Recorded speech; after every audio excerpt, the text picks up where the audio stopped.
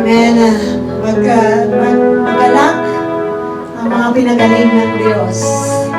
Tayo po ay mga pinagaling mula po sa karamdaman ng kasalanan. At binigyan niya po tayo ng pag-asa.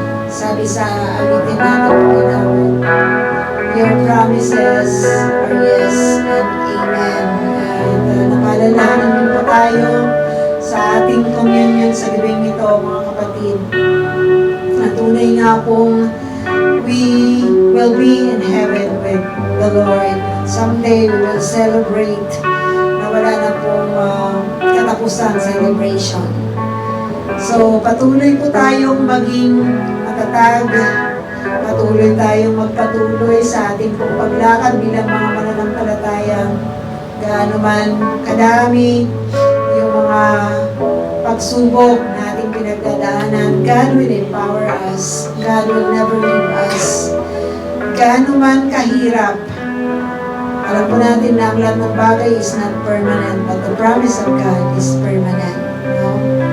So, be encouraged, mga kapatid. Sabi nga ng ating pinag-aralan sa gabing ito, on your feet. Get up on your feet. The Lord is calling you. So napakasarap po na alala yun, mga kapatid, that we were called by the Lord.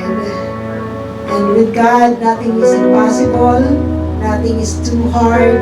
So magpatuloy lamang tayo while God is giving us life here on earth. Let's lift our hands to God. The Lord bless you and keep you. The Lord make His face shine upon you. The Lord be gracious unto you. The Lord lift His countenance in you and give you peace. In Jesus' name, amen.